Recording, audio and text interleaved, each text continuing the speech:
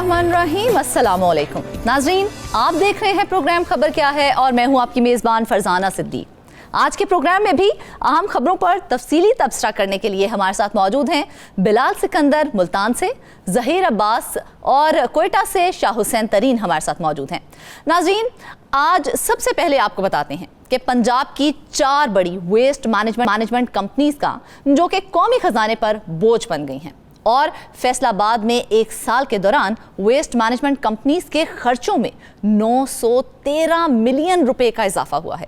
Companies के अमूर चलाने के लिए 3 साल के दौरान वेस्ट मैनेजमेंट कंपनीज ने बैंक से 3,880 मिलियन रुपए का कर्जा हासिल किया है। मजीद इस खबर के अंदर की खबर क्या है जानते हैं अपने नुमाइंदे बाद बिलाल सिकंदर से। बिलाल, सबसे पहले तो ये बताइए कि वेस्ट मैनेजमेंट कंपनीज बोझ बनने की वजह क्या है आखिर? जी बहुत शुक्रिया। देखिए, सबसे बड़ी वजह तो ये है कि ये कंपनीज जो हैं ये इनकी सेल्फ जनरेशन ना होने के बराबर है। इनकी अपनी अर्निंग्स जो हैं, जो इन्होंने अपने सोर्स से अपनी अर्निंग्स जनरेट करनी थी, वो अर्निंग्स बिल्कुल नहीं की गई। और फैसलाबाद में आप इसका हिसाब ये लगा सकते हैं कि फैसलाबाद वेस्ट मैनेजमेंट कंपनी ने सिर्फ 16 मिलियन की सेल्फ जो सोर्स अर्निंग जो है वो उन्होंने की, जबकि इनके एक्सपेंस जो हैं वो बेतहाशा हैं। और इन्हीं एक्सपेंसेस को मीट अप करने के लिए 3 सालों के दौरान जो पंजाब की 4 बड़ी वेस्ट मैनेजमेंट कंपनी है, जिसमें फैसलाबाद वेस्ट मैनेजमेंट कंपनी है, मुल्तान वेस्ट मैनेजमेंट कंपनी है, डीजी खान और बहावलपुर, ये 4 पंजाब की बड़ी वेस्ट मैनेजमेंट कंपनी है। और इन्होंने अपने अमूर चलाने के लिए बैंक से 3,880 मिलियन रुपए के कर्ज़े जो हैं वो लिए हैं, जबकि 1 साल के दौरान इन कंपनीज़ के अखराजात में 913 मिलियन रुपए का जो है वो इजाफ़ा हुआ है। इसमें अगर बात की जाए अखराजात को पूरा करने के हवाले से, तो ये कंपनीज़ अपने तौर पर तो कुछ भी जनरेट अपने फ़ंड्स नहीं कर रही हैं, जबकि इन अमूर को चलाने के लिए ये हर साल हुकूमत पंजाब से तकरीबन 1,000 मिलियन जो है वो वसूल करती हैं। इसमें सूबाई शेयर भी शामिल है, उसके अलावा बैंकों से कर्जा जात जो हैं वो वसूल किए जाते हैं, और साथ ही साथ जो उनकी अपनी कुछ थोड़ी बहुत सेल्फ जनरेशन होती है, जो इनकम होती है, उसको शामिल कर लेते हैं। लेकिन इसके बावजूद 1 साल के दौरान अगर इनका कंपैरिजन किया जाए साल 2020 और 21 में, इन चारों कंपनियों के जो अखराजात थे वो तकरीबन 3600 मिलियन के करीब थे, जबकि 2022 और 23 में इसमें 913 मिलियन का इजाफा हुआ और ये 4500 मिलियन तक इसके अखराजात जो हैं वो बढ़ गए हैं। लेकिन इसमें सबसे हैरान कुन चीज़ ये है कि अखराजात में इतना बड़ा इजाफा हुआ है, लेकिन कंपनीज़ जो हैं वो अपने फ़ंड्स जनरेट करने में उनमें कोई इजाफा नहीं हुआ। और इसकी सबसे बड़ी वजह यह है कि फैसलाबाद में जब फैसलाबाद वेस्ट मैनेजमेंट कंपनी ने अपने ऑपरेशन काम शुरू किए थे, और दीगर जो 3 कंपनी जिनका हम जिक्र कर रहे हैं, जब उन्होंने अपने ऑपरेशनल काम शुरू किया था तो बाकायदा तौर पर यह तय पाया था कि जितने भी इलाके हैं वहाँ पर एक जो है फ़ीस मुकर्रर की जाएगी, हर महीने लोगों से जो है वो फंड्स लिए जाएंगे कि सॉलिड वेस्ट मैनेजमेंट की मद में अगर 3 मरले का घर है या 5 मरले का घर है तो उनसे माहाना 100 रुपये से लेकर 500 रुपये तक फ़ीस जो है वो वसूल की जाएगी। लेकिन फैसलाबाद में इस पर अब तक अमल दरामद नहीं हो सका, और यही सूरत हाल मुल्तान वेस्ट मैनेजमेंट कंपनी की है, बहावलपुर और डीजी खान की जो वेस्ट मैनेजमेंट कंपनी है वहाँ पर भी यही सूरत हाल है। अच्छा बिलाल, ये जो कंपनीज जब बनाई गई थी तो रेवेन्यू जनरेट की कैपेसिटी क्या रखी गई थी कि इतना एटलीस्ट ये जो कंपनीज है वो रेवेन्यू हमें जनरेट करके देंगी?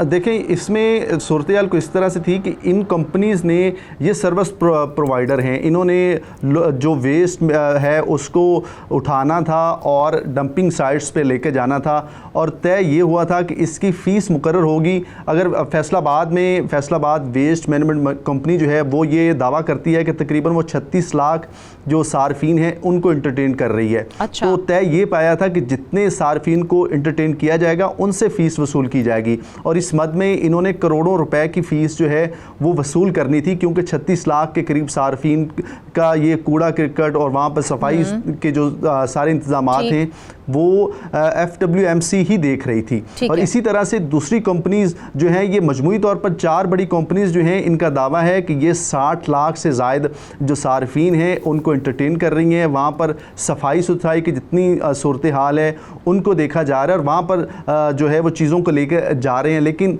वहाँ पर सेल्फ जनरेशन जो है वो नहीं हो पा रही। और इसी वजह से अब एक बड़ा अहम फैसला जो है वो भी सुनने में आ रहा है कि इन तमाम कंपनीज़ के जो इनको आउटसोर्स करने के हवाले से, इनके जितने ऑपरेशनल काम हैं उनको आउटसोर्स करने के हवाले से भी बातें चल रही हैं कि उनको आउटसोर्स कर दिया जाएगा और इसका अगले महीने में पॉसिबल है कि वहाँ पर लोगों से बाकायदा तौर पर फ़ीस जो है वो वसूल की जाएगी। जिस तरह वासा ने पानी की फ़ीस लगाई हुई थी, वो हासिल कर पा रहे हैं या नहीं कर पा रहे वो एक अलग बहस है, लेकिन इसी तरह Faisalabad waste management company revenue generate कर नहीं पा रही हैं, लेकिन इखराजात देखें तो इखराजात बढ़ते जा रहे हैं। किस मद में इजाफा हुआ है इन इखराजात का?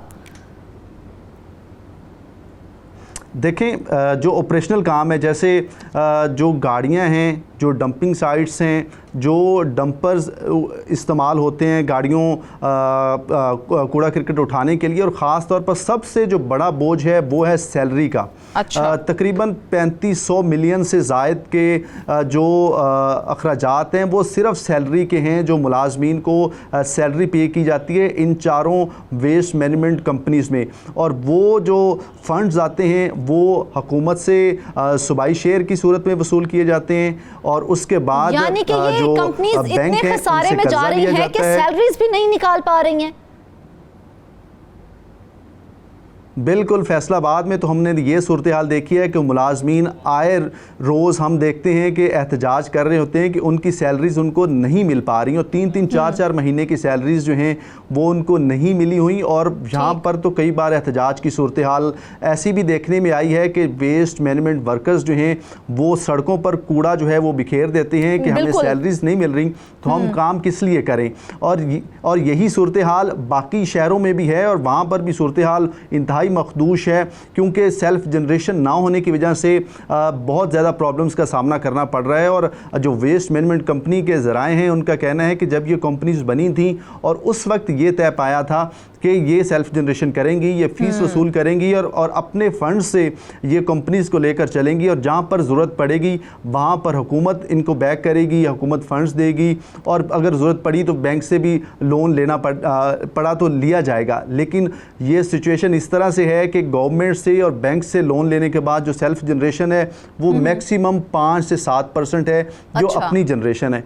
बाकी फंड्स जो हैं वो गवर्नमेंट से बोरो किए जा रहे हैं, बैंकों से लोन लिए जा रहे हैं, और फिर आपको ये सुन के भी हैरानी होगी कि वो लोन वापस भी नहीं किए जा रहे। जनरेट ही नहीं होगा तो फिर तो कर्जा लेना पड़ेगा, जैसा कि आपने बताया कि कंपनियों की जानिब से बहुत सा कर्ज लिया गया है। तो ये कर्ज कौन हासिल करता है? क्या कवायद और ज़वाबित रखे गए हैं कर्ज लेने के हवाले से? देखें, जो कंपनीज़ को जो CEO है, जो चीफ़ एग्जेक्टिव है, उनकी जानिब से बाकायदा तौर पर ये बैंक्स जो हैं उनको एप्लीकेशन दी जाती है एज ए गवर्नमेंट इदारा कि हमें लोन चाहिए, और उसमें कुछ चीज़ें इंश्योर करवाई जाती हैं। लेकिन जो एक ऑडिट रिपोर्ट सामने आई है उसमें ये भी इंकशाफ हुआ है कि जो कर्ज़े हासिल किए गए हैं वो उसमें कोई रीपेमेंट पॉलिसी जो है उसको नहीं अपनाया गया। ये तमाम तरह चीज़ें जो हैं इनको वायलेट करके कर्ज़े हासिल किए गए हैं, जबकि ये गवर्नमेंट के इदारे इंश्योर करवाते हैं कि जब उनको सूबाई शेयर मिलेगा, जब उनको बजट एलोकेट किए जाएंगे गवर्नमेंट की तरफ से, तो ये कर्ज़े जो हैं वो वापस कर दिए जाएंगे। लेकिन हर साल ये कर्ज़े बढ़ते चले जा रहे हैं, और अब तकरीबन 3800 मिलियन से ज़ायद के कर्ज़े जो हैं वो इन कंपनियों के ज़िम्मे हैं जो इन्होंने अदा करने हैं। अभी तक कर्जा लिया जाता है तो कंपनी की जानिब से क्या रिक्वायरमेंट्स पूरी की जाती हैं? कर्ज तो इसी वजह से लिया जाता है ना, ताकि रिक्वायरमेंट्स को मीटअप किया जाए। देखिए, कंपनीज़ को सबसे बड़ा एज ये है कि ये गवर्नमेंट की कंपनीज़ हैं, इनको गवर्नमेंट ओन कर रही है, और जब कर्ज़ों की बात आती है तो वो जो बैंक्स हैं वो फिर डायरेक्ट जो है वो सूबाई हुकूमत से रुजू करते हैं कि ये कर्ज़े इन कंपनीज़ ने हासिल किए हैं अपने अमूर को चलाने के लिए, तो वो कर्ज़े जो हैं उनको वापस किए जाएँ। ताहाल वो कर्ज़े हुकूमत की तरफ से भी उनको वापस जो हैं वो नहीं किए गए, लेकिन इसमें जो लोन है जो गवर्नमेंट की जानिब से सूबाई शेयर दिया जाता है और इसके साथ साथ जो उनकी सेल्फ जनरेशन है, इसके बावजूद भी ये कंपनीज़ जो हैं वो डेफिसिट में जा रही हैं। इनका जो टोटल जो एक्सपेंडिचर हैं एक साल के वो तकरीबन 4500 मिलियन से ज़ायद की हैं, जबकि इनके जो इनकम है, जो इनकी रिसीट्स हैं वो तकरीबन 4300 मिलियन के करीब हैं। इसमें भी 200 मिलियन का डेफिसिट आ रहा है, और उसके जो अगर हम इफ़ेक्ट्स देखें तो उसके इफ़ेक्ट्स कुछ इस तरह से हैं कि फैसलाबाद में, मुल्तान में, डीजी खान में, बहावलपुर में लोगों को सफाई सुथराई के हवाले से बहुत ज़्यादा मुश्किलात का सामना करना पड़ता है।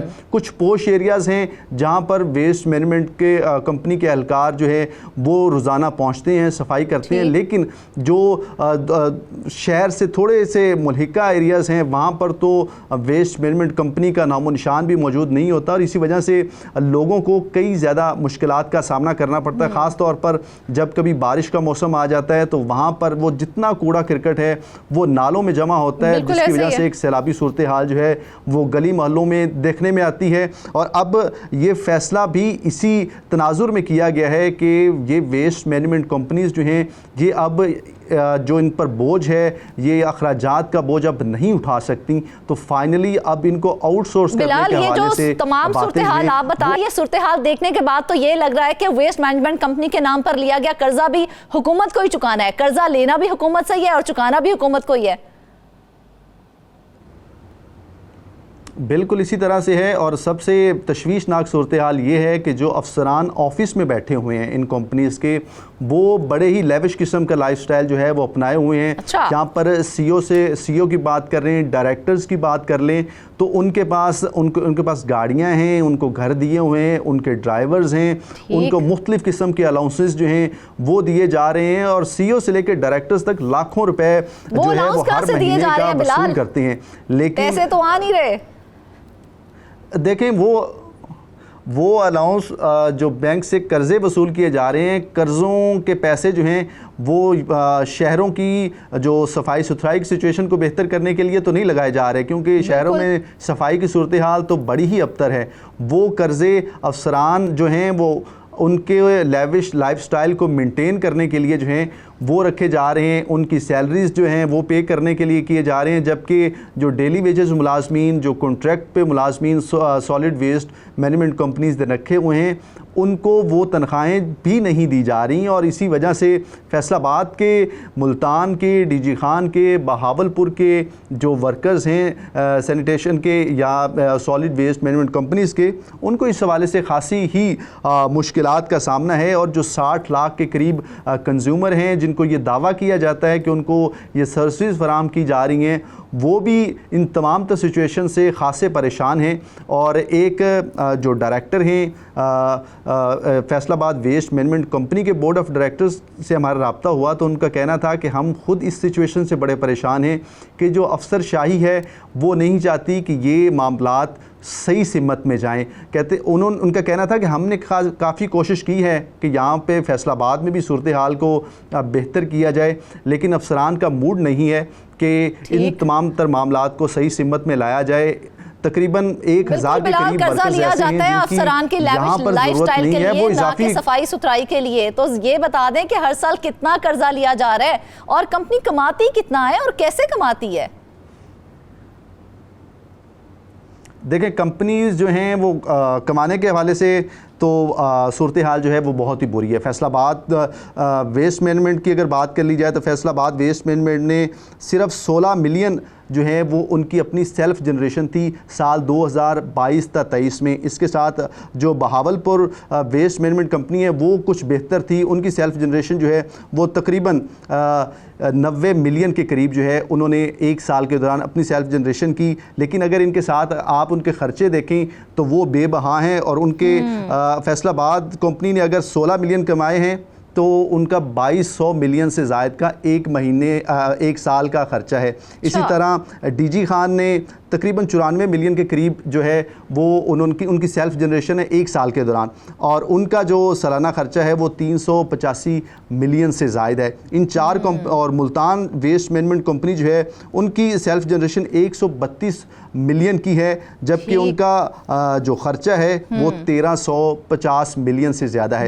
इन कंपनीज़ ने मुख्तलिफ अदवार में इनकी जो सेल्फ जनरेशन है उसमें बिल्कुल मामूली सा इजाफा जो है वो हुआ है, लेकिन इनके जो अखराजात हैं उनमें बेपनाह इजाफा जो है वो देखने में आया है। और साल 2022-23 में ये जो इनके एक्सपेंडिचर हैं वो 4544 मिलियन तक जो हैं वो पहुंच चुके हैं, लेकिन इनके पास सेल्फ जनरेशन के नाम पर सिर्फ 334 मिलियन हैं जो सिर्फ इनके अपने हैं। 45-44 मिलियन तो बनाई गई थी अवाम की सहूलत के लिए, तो इन कंपनी से अवाम को कितना फायदा हो रहा है और अफसरशाही को कितना फायदा हो रहा है? फिर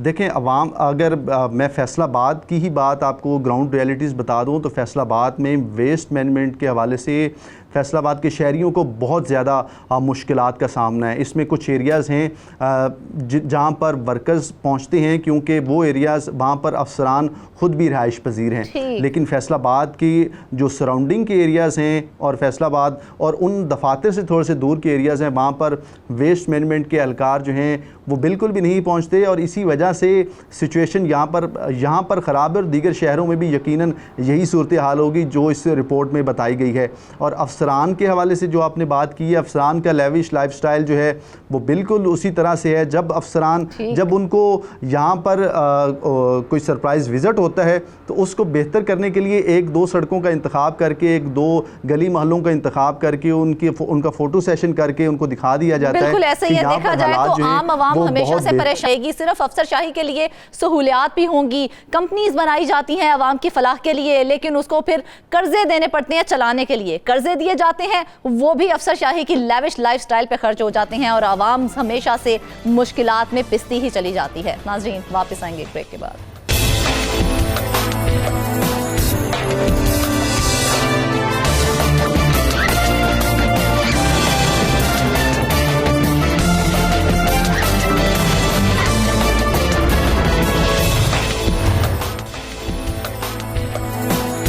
वेलकम बैक नाज़रीन। अब बात करते हैं वासा अफसरान के अनोखे कारनामे की, जिन्होंने अपने चहीते ठेकेदारों को नवाजने के लिए कवानीन की खिलाफ वर्जियां की हैं। मुल्तान में डिस्पोजल स्टेशंस की तामीर मुकम्मल हुए बगैर ही ठेकेदारों को करोड़ों की अदायगियां कर दी गई हैं, जबकि ज़राए के मुताबिक कॉन्ट्रैक्ट एग्रीमेंट के तहत 100% काम मुकम्मल होने और फिजिकल इंस्पेक्शन के बाद अदायगियां करनी होती हैं। और जहांगीराबाद डिस्पोजल स्टेशन और महल्ला हजारियां डिस्पोजल स्टेशन की 10% भी तामीर मुकम्मल नहीं हो सकी है। इस खबर पर हमारे नुमाइंदे मुल्तान नीर अब्बास ने काम किया है। मजीद तफसीलात उनसे जान लेते हैं और पूछते हैं उनसे कि आखिर ये काम हुआ क्यों नहीं है।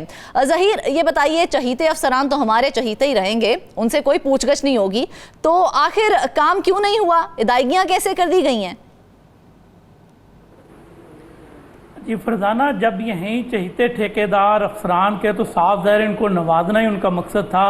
दिसंबर 2021 में ये टेंडर हुए थे, जिसके बाद ये जो काम है ये 6 महीने में मुकम्मल होना था। ये 2 डिस्पोजल स्टेशन थे, क्योंकि मोहल्ला हजारियाँ और उसके जो इर्द गिर्द आबादियाँ वहाँ पे सीवरेज के मसाइल बेपनाह थे। इसी तरह जहांगीराबाद जो है वहाँ पर भी सीवरेज के मसाइल काफ़ी ज़्यादा थे। तो वहाँ के जो मुंतखब नुमाइंदे थे उन्होंने फैसला यही किया कि जो उन्हें फंड मिलते हैं हुकूमत की तरफ से, जो उनकी हुकूमतें हैं उनसे उन्हें फंड मिले, तो उन्होंने वासा अफसरान को वो फंड फराहम किए और उन्होंने कहा कि हमें इस एरिए में जो है ये काम चाहिए। तो 2 डिस्पोजल स्टेशन जो है वो तामीर होने थे, एक जहांगीराबाद में होना था, दूसरा मोहल्ला हजारियाँ में होना था, जिससे कि सीवरेज के मसाइल पर काबू काफ़ी हद तक पाया जा सकता था। मगर अफसरान ने किया क्या कि जब टेंडर अलाट किए गए तो उस अमल में भी मुबैना तौर पर बेज़ाब्तियाँ की गई। जो चहीते ठेकेदार थे उनको नवाजने के लिए टेंडर अलाटमेंट में बेज़ाब्तियाँ की उसके बाद अगले मरहले में जो काम उन्होंने मुकम्मल ही नहीं किया उसकी अदायगियाँ भी उन्हें तमाम तर कर दी गई। ये जो जहांगीराबाद डिस्पोजल स्टेशन था इस पर 2.5 करोड़ रुपए की लागत आनी थी, लेकिन यहाँ पर काम अभी 10% भी मुकम्मल नहीं हुआ।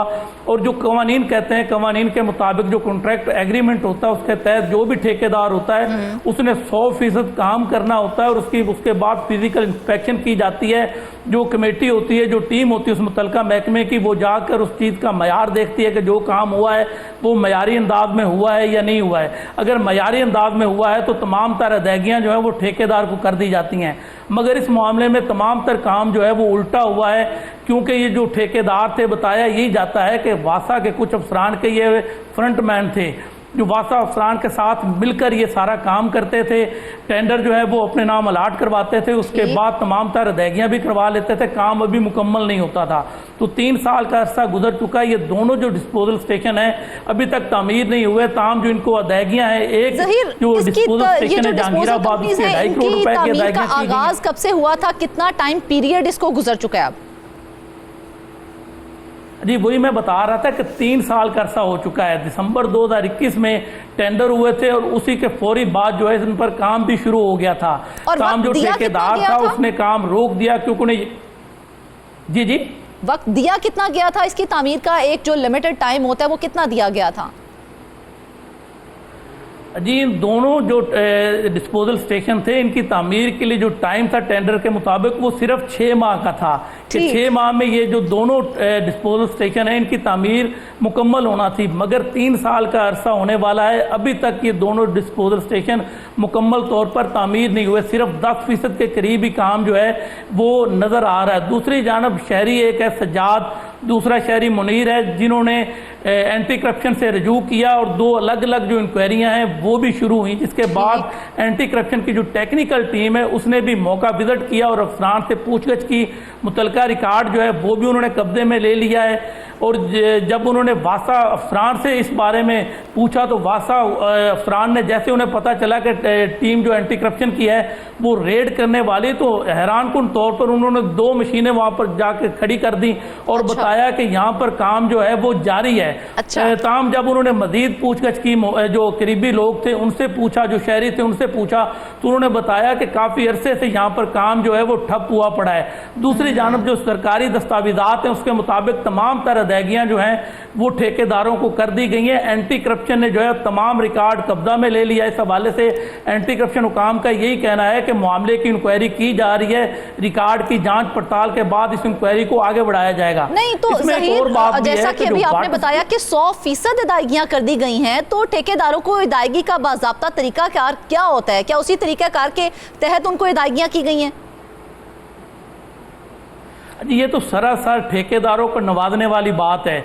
कई ऐसे भी ठेकेदार हैं जिन्होंने 100% काम मुकम्मल किया है, अभी तक उनके जो वाजबात हैं वो वासा की जानब से क्लियर नहीं किए गए। बताया यही जाता है जी फंड नहीं है। अगर फंड नहीं है तो जो ये 2 ठेकेदार हैं इनको तमाम तरह अदायगियाँ कैसे कर दी गई? जो कॉन्ट्रैक्ट एग्रीमेंट होता है, जो सरकारी जो हुकूमती कवानीन है उसके मुताबिक जब तक कोई ठेकेदार 100% काम नहीं करता, उस काम की फिर फिजिकल इंस्पेक्शन नहीं होती, उस वक्त तक उसे तमाम तरह अदायगियाँ नहीं की जाती। मगर इस मामले में उल्टा काम हुआ है कि जो वासा अफसरान थे उन्होंने उन पर चहीते ठेकेदारों को नवाजने के लिए कवानीन की धज्जियाँ उड़ा दी और 100% अदायगियाँ जो है दोनों ठेकेदारों को कर दी। तो ज़हीर कितना काम मुकम्मल किया जा सका है अब तक ठेकेदारों की जानिब से? ये ठेकेदारों ने तो काम मुकम्मल तौर पर रोक रखा था क्योंकि उन्हें 100% अदायगियाँ होगी। अब उनके पास जवाब है कि भाई फंड जो है, जो वासा अफसरान है उनकी जानब से ये शिकवा किया जाता है कि हमारे पास फंड नहीं है। एक तो ये वासा जो है ये माली बहरान से 2-4 इदारा है। यहाँ पर जो मैपको के उन्होंने वाजबात देने हैं वो 4 अरब से जायद हैं। आपको यहाँ पर एक और हैरानकुन बात बताऊँ कि पिछले साल एक ऐसा वाक़या भी हुआ कि हुकूमत की तरफ से 35 करोड़ के फंड जो है वो वासा को फराहम किए गए बिजली बिलों की मद में। मगर इन्होंने किया क्या कि बिजली बिलों की मद में फराहम करने की बजाय वहां पर भी जो इनके कुछ ठेकेदार जिनसे इनका ज्यादा लाड प्यार है तो उन्हें 35 करोड़ की अदायगियां वो उधर कर दी गई थी। उसकी भी इंक्वायरी जो है वो भी मुतालबा किया जा रहा है कि उसकी भी इंक्वायरी की जाए। ताहम अभी जो 2 इंक्वायरियाँ ज़ेर इल्तमा है उसमें ये डिस्पोजल स्टेशन की जो तामीर है ये भी एंटी करप्शन में इंक्वायरी चल रही है। दूसरे नंबर पे जो वाटर सप्लाई का जो होता है उसको क्या कहते हैं, स्क्रैप जो कहते हैं, स्क्रैप जो है उसकी भी खुर्द-बुर्द हुई है।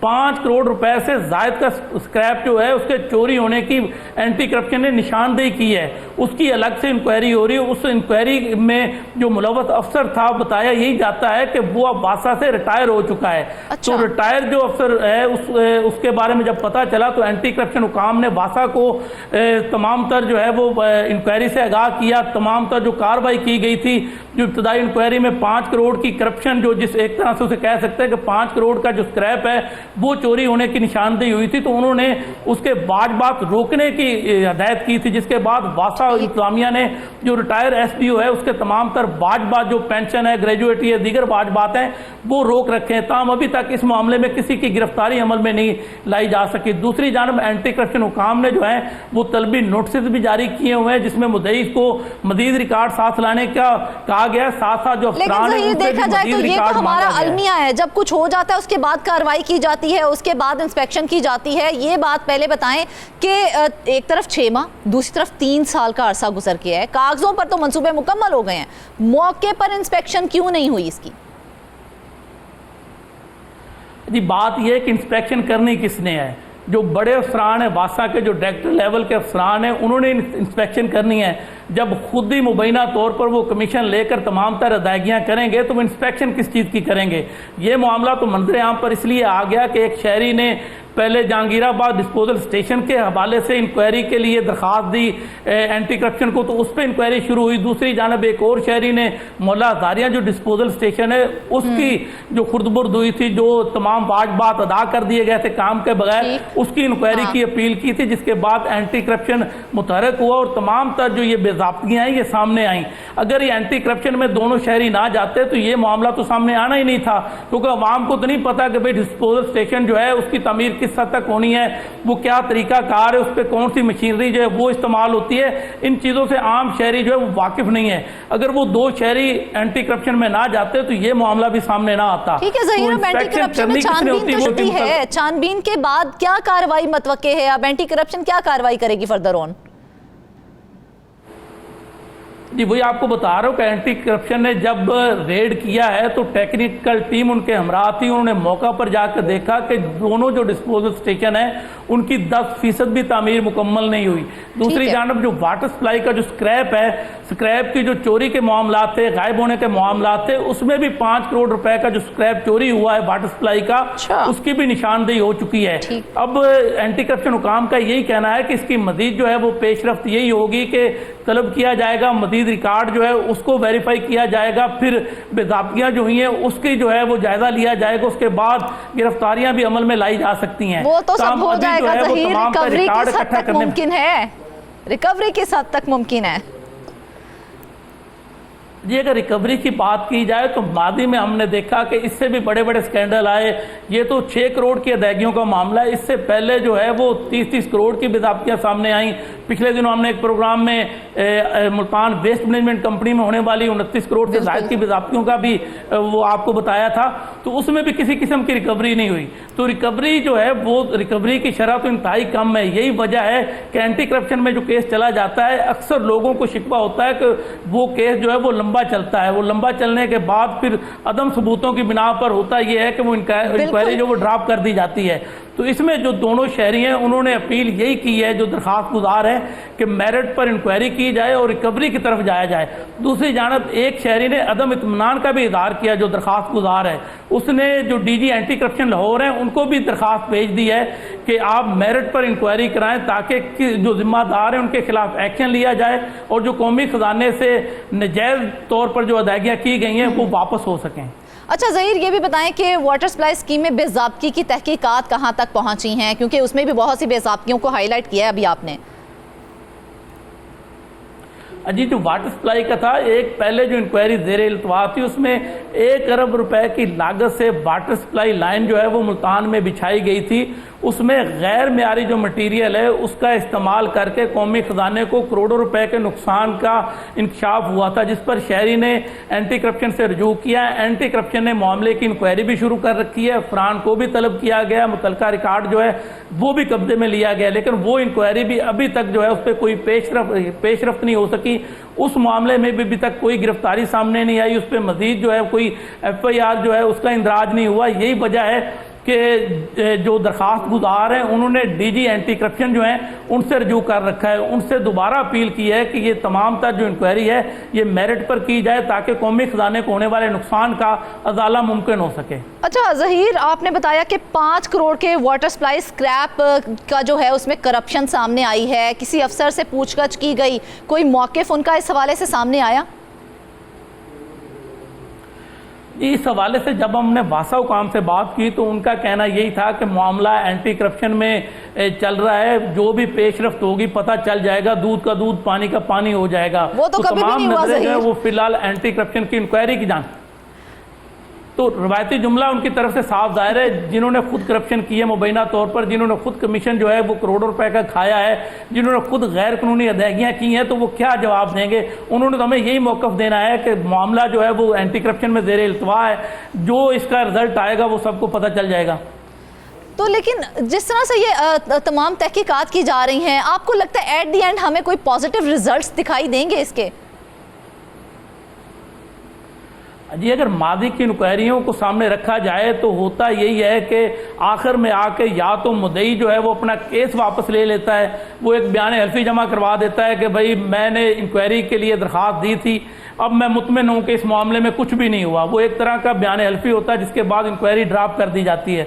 दूसरा तरीका यही होता है कि अदम सबूत जो है उसको जवाब बनाकर इंक्वायरी को जो है ड्राफ्ट कर दिया जाता है। तीसरा एक है कि जो रिकवरी की शरह है वो एंटी करप्शन के केसेस में हमने देखा कि काफ़ी कम होती है। कम कुछ केसेस ऐसे भी थे मादी में जिसमें रिकवरियां भी की गई, तो उम्मीद तो यही की जा सकती है कि इस केस में भी रिकवरियां होंगी, क्योंकि गैर कानूनी तौर पर तमाम तरह अदायगियां की गई हैं। एक तो इन्हें करना ये चाहिए था कि खिलाफ कानून जो है वो तमाम तरह जो है वो अदायगियां की गई हैं, तो वो जो ठेकेदार है उनको ब्लैक लिस्ट किया जाता। ज़हीर, यही बात मैं आपसे पूछने वाली थी, क्या उन ठेकेदारों को भी बुलाया गया जिनको 100% अदायगी कर दी गई है, लेकिन काम तो क्योंकि उन्हीं का बनता था इन तमाम जो है डिस्पोजल स्टेशन उनको मुकम्मल करने का? अजी, अभी तक जो एंटी करप्शन इंक्वायरी कर रहा है वो इस बात की कर रहा है कि कवानीन के बरक्स जो वासा के अफसरान हैं उन्होंने तमाम तरह अदायगियाँ क्यों की। अभी तक जो घेरा तंग किया गया है वो इन्हीं के गिर्द तंग किया गया जो वासा के अफसरान हैं, और मुद्दई जो है उससे मज़ीद सबूत जो है वो भी तलब किए गए हैं। तो जो मुद्दई सबूत फराहम करेगा मज़ीद, या जो मुतलका रिकॉर्ड मज़ीद वो कब्जे में लेंगे एंटी करप्शन हुकाम, उसका जायज़ा लिया जाएगा। उसके बाद इंक्वायरी को हो सकता है उसका दायरा कार वसी कर दिया जाए और जो ठेकेदार हैं उनको भी तलब कर लिया जाए, क्योंकि देखा जाए तो ठेकेदार जो हैं वो भी गैर कानूनी तौर पर मुस्तफीद हुए हैं कि काम उन्होंने किया नहीं है, और तुम जो 6 करोड़ रुपए सबसे पहले तो ज़हीर देखा जाए तो वही इसके जिम्मेदार हैं, क्योंकि उन्होंने जिम्मेदारी उठाई। ठेका देने का मतलब ये होता है कि हम आपको ये जिम्मेदारी सौंप रहे हैं, उन्होंने अपनी जिम्मेदारी पूरी नहीं की और रकम पूरी वसूल कर ली है। जी, अब देखें ना कि उसमें भी मुबैना तौर पर वासा के अफसरान मिले हुए थे। अगर वासा के अफसरान उन्हें पाबंद करते कि आप ये काम मुकम्मल जब तक नहीं करेंगे तब तक आपको तमाम तरह अदायगियाँ नहीं की जाएंगी, तो वो कभी भी ये काम अधूरा ना छोड़ते। लेकिन यहाँ पे क्या हुआ कि उन्हें यकीन दहानी करवा दी गई कि आप बस काम शुरू करें, आपको तमाम तरह अदायगियाँ जो है वो एडवांस में कर दी जाएंगी, और वैसा ही हुआ कि काम उन्होंने 3 साल बाद भी मुकम्मल नहीं किया, लेकिन उन्हें तमाम तरह अदायगियाँ जो हैं वो कर दी गई हैं। बिल्कुल ज़हीर, देखा जाए तो कोई भी शो उठा लें सिर्फ अफसरान को ही नवाजा जाता है, अवाम को तो ऐसे छोड़ दिया जाता है जैसे वो एग्जिस्ट ही नहीं करते हैं। लेकिन हुकूमत को इस हवाले से सोचना चाहिए कि किस तरह से अवाम को वो फ़ायदा पहुंचा सकते हैं, ना कि अफसरान को जो पहले ही एक लेविश लाइफस्टाइल अपना गुजारे हैं। नाज़रीन, वापस आएंगे ब्रेक के बाद।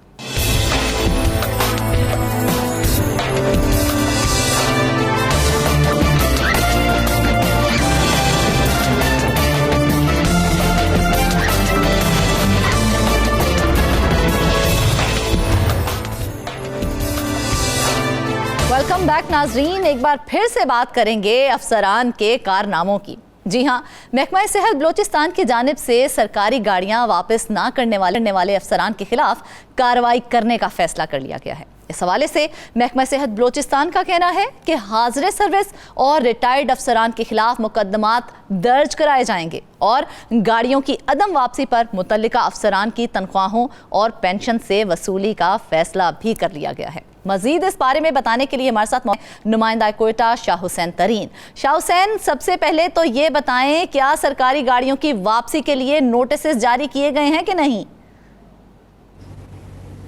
जी फरजाना, ये बात ये कि ये एक समरी अरसाल की थी महकमा सेहत की जानिब से की गई थी हुकाम को कि ऐसे जो सरकारी अफसरान हैं जिन्होंने अभी तक अपनी गाड़ियां जो गैर कानूनी तौर पर अपने पास रखी हुई हैं, जिसमें कुछ रिटायर्ड सरकारी अफसरान हैं और कुछ हाजिर सर्विस अफसरान भी हैं जिनका वहाँ से तबादला हो चुका है और उनके इसके बावजूद उन्होंने महकमा हेल्थ की गाड़ियाँ अपने पास रखी हुई है इनकी वापसी के लिए।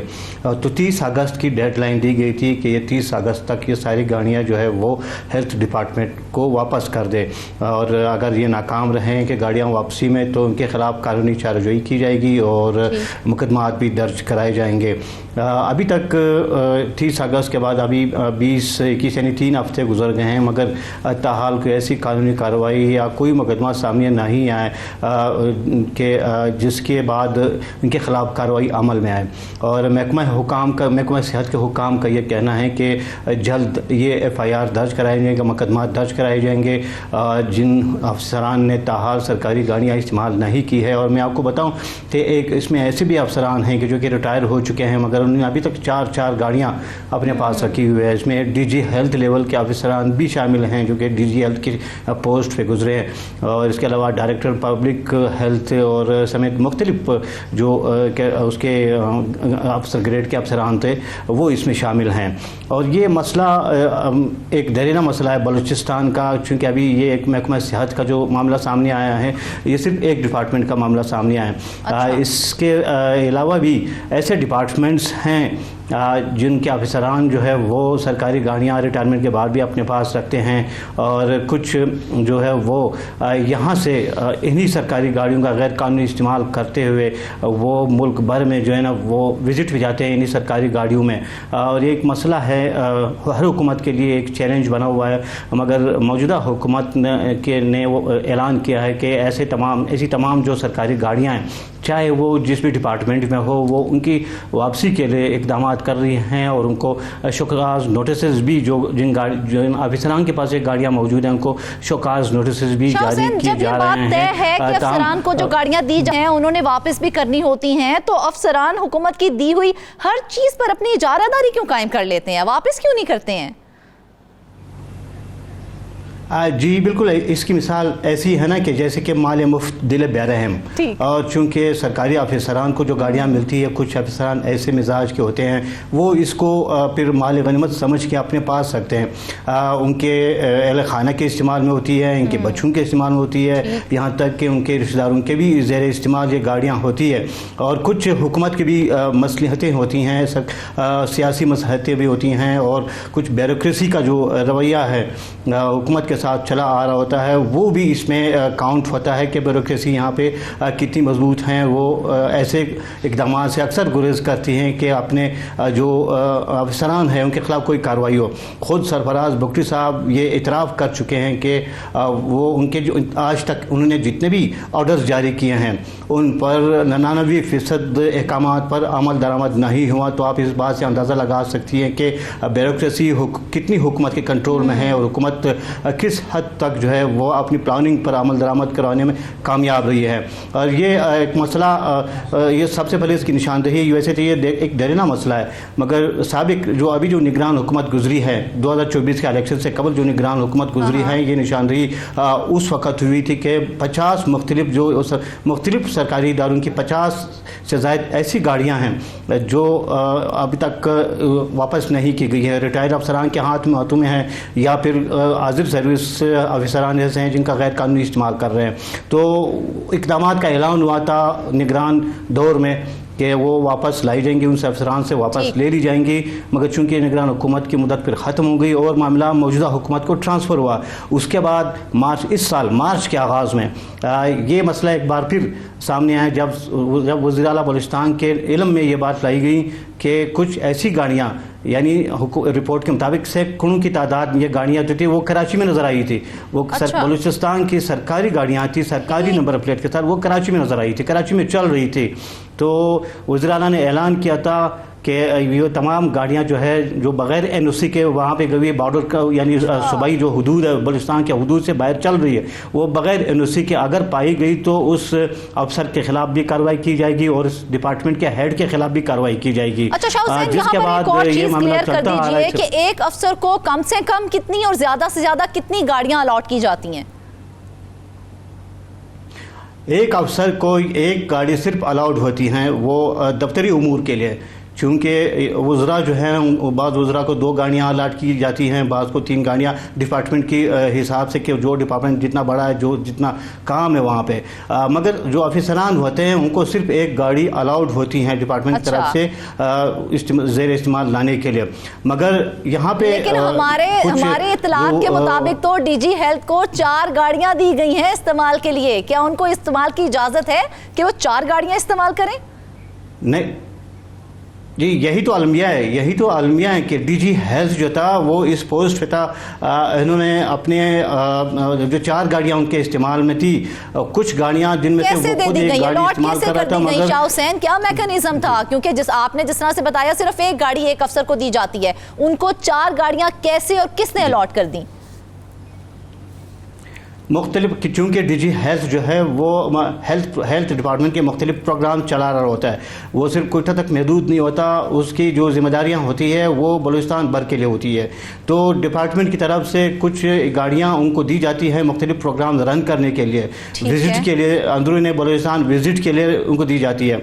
मगर जो असल बात यह है ना कि गाड़ियाँ तो इनको अलाट हो गई है, 4 गाड़ियाँ इनको अलाट हो गई कि आप ये सिर्फ दफ्तरी उमूर के लिए थी, सिर्फ सरकारी उमूर के लिए थी, मगर उन गाड़ियों का गैर कानूनी इस्तेमाल जारी था और गैर वो अपने रिश्तेदारों के यहाँ इस्तेमाल कर रहा था, उनके बच्चे जो थे वो गाड़ियाँ इस्तेमाल कर रहे थे, कोई उनके खिलाफ एक्शन लेने वाला नहीं था, कोई नोटिस लेने वाला नहीं था कि उनको नोटिस है ना, जाना तो उसने एक ही गाड़ी पे है, वो हर डिपार्टमेंट का काम तो एक गाड़ी पर भी कर सकता है, फिर 4 गाड़ियाँ घर वालों के लिए जो है वो ज़ेर इस्तेमाल है, ये तो बात समझ से बाहर है।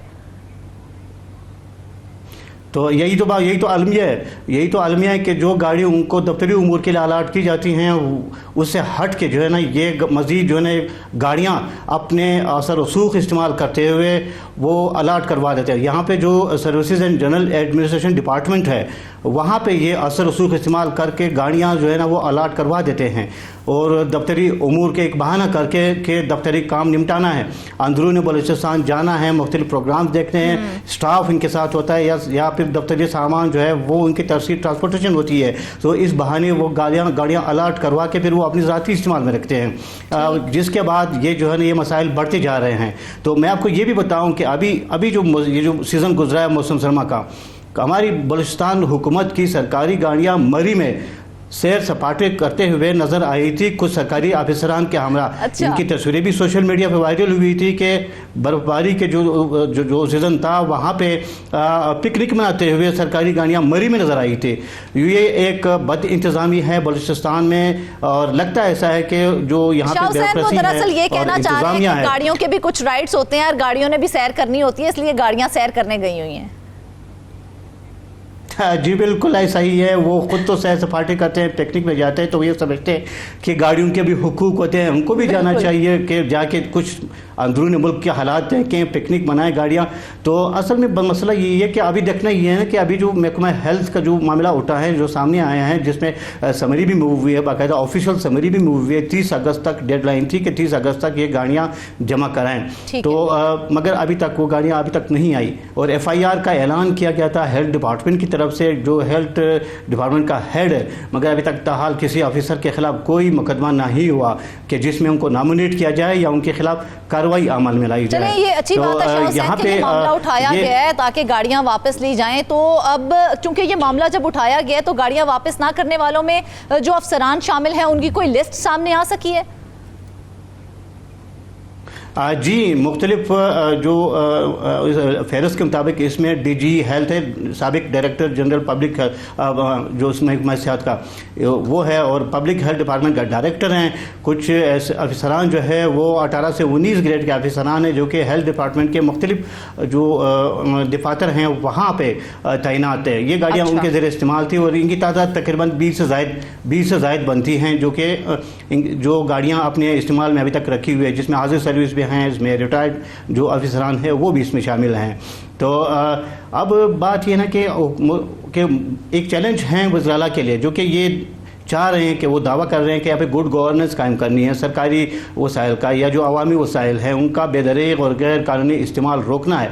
अब उनके लिए ये चैलेंज है कि वो किस तरह इस मसले पर काबू पाएँ, चूँकि एक ऐसे अगर वो हमारे वसाइल इस तरह इस्तेमाल होते रहें तो बलूचिस्तान जैसे पसमानदा सूबे का अंदाज़ा लगाएं कि यहाँ पे दूर दराज के इलाकों में अफसर जा ही नहीं सकते, जो कि इसी तरह से बेदरेग इस्तेमाल हुआ, क्योंकि अफसरान तो वो हुकूमत की जानिब से दिए गए घर नहीं छोड़ते हैं, ये तो फिर गाड़ियाँ हैं, वो गाड़ियाँ किस तरह से छोड़ देंगे? जी बिल्कुल बिल्कुल, जो आपकी बात ठीक है कि उनको जो अलाट किए गए घर हैं वो जब रिटायरमेंट के बाद वो अपने घर तक नहीं छोड़ते हैं। बिल्कुल, यानी एक अफसर अगर रिटायर्ड होता है तो कई साल तक वो सरकारी रिहाइशगाह अपने पास रखता है, वो वापस करता नहीं गवर्नमेंट को, ताकि बाद में जो दूसरा तो गाड़ी कहाँ छोड़ेगा वो। तो ये अपनी मुल्कियत समझते हैं, रिटायरमेंट के बाद भी सरकारी वसाइल को अपनी मुल्कियत समझते हैं, सरकारी गाड़ियाँ अपनी मुल्कियत समझते हैं, और उनके बच्चों के ज़रिए इस्तेमाल होती हैं, रिश्तेदारों के ज़रिए इस्तेमाल होती हैं, उनकी फैमिली मेम्बर्स उनके लाने ले जाने में इस्तेमाल होती है, इनके मेहमानों तक के इस्तेमाल होती है। कि किसी तरह से कोई ऐसा एक आधी शिक कोई निकलती हो कि अफसरान को अलॉट की गई गाड़ियाँ उनके अहले खाना इस्तेमाल कर सकते हैं? नहीं, बिल्कुल ऐसा कोई कानून मौजूद नहीं है यहाँ पे बलूचिस्तान के हद तक। यहाँ पे ऐसा कोई कानून मौजूद नहीं, कोई रूल्स मौजूद नहीं कि एक गाड़ी अगर एक सरकारी ऑफिसर को अलाट किया जाए तो वो उनके बच्चे इस्तेमाल करें, वो उनके फैमिली मेम्बर्स, इनके रिश्तेदार इस्तेमाल करें। चलो एक बात है, अगर वो गैर कानूनी तौर पर अपनी इख्तियारात का गैर कानूनी इस्तेमाल करते हुए वो हाजिर सर्विस यानी दौरान मुलाजमत वो गाड़ी अपनी फैमिली मेम्बर्स के लिए इस्तेमाल करें तो, मगर अगर रिटायरमेंट के बाद अगर ये गाड़ी उनके रिश्तेदारों के यहाँ इस्तेमाल हो, उनके बच्चों के ज़रिए इस्तेमाल हो, तो ये बिल्कुल ऐसा काम है, बिल्कुल गैर कानूनी काम है कि बिल्कुल ये कानून के पकड़ में आता है। मगर बात ये ना कि कानून पर अमल दरामद करने वाला अगर कोई हो तो इनके खिलाफ कार्रवाई करें। गवर्नमेंट ये है कि अफसरान जो हैं वो कानून के ताबे होते हुए ही कानून शिकनी करते हैं। अगर ये अफसरान इस तरह से करेंगे तो फिर आप आम आवाम से फिर क्या एक्सपेक्ट करते हैं?